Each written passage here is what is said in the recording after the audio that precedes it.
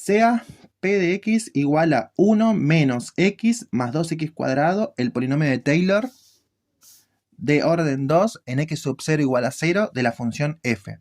Si g de x es igual a f cuadrado de x, entonces g segunda de 0 es igual a... Y bueno, nos piden g segunda y después evaluarlo en 0. Así que si tenemos la función g, lo voy a derivar 2 veces. Ese sería el objetivo del ejercicio. Parece sencillo. O sea, sabemos que g de x es igual a f cuadrado de x. Pero, repito, cuando está escrito así, f cuadrado de x, si quieren, lo pueden escribir de esta forma. F de x entre corchetes elevado al cuadrado. Entonces vamos a hacer derivada. Primero derivo la primera vez.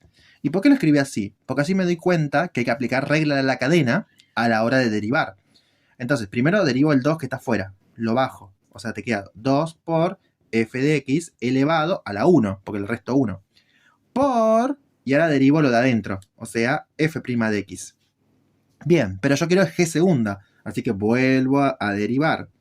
Pero cuidado, hay una multiplicación. Y la derivada de la multiplicación, ¿cómo era? Con una reglita.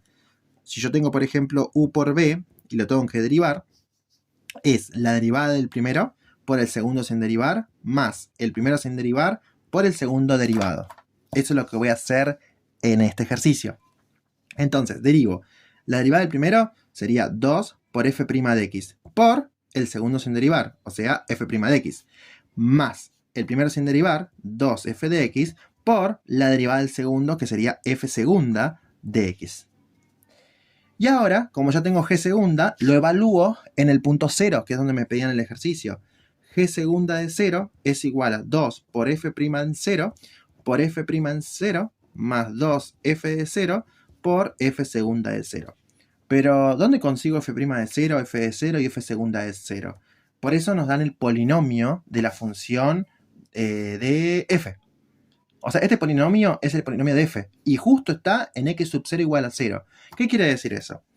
Si yo tengo el polinomio, que es p de x, igual a 1 menos x más 2x al cuadrado, si yo el polinomio lo evalúo en el punto 0, que es donde está su entorno, digo el centro, reemplazo en 0 y nos queda, en este caso, 1. Pero este p de 0, como es el mismo punto donde está hecho el polinomio, es equivalente a decir que vale f de 0. O sea que ahí encontré cuánto vale f de 0. ¿Sí? Eso es una propiedad de Taylor. Entonces ahora, esta también vale si yo derivo. Si el polinomio lo derivo, nos queda la derivada de 1, 0. La derivada de menos x, menos 1. Y la derivada de 2x cuadrado más 4x. Y hago lo mismo. Reemplazo la derivada en 0 y nos queda menos 1 más 4 por 0, menos 1. ¿Y esto con quién coincide? Con la derivada en el punto 0. Eso también por la misma propiedad de Taylor. Y ahora vuelvo a derivar la función, o sea el polinomio, perdón, menos 1, 0, y la derivada de 4x, 4. Y vuelvo a evaluar en 0. Y este valor coincide con la derivada en 0 de f.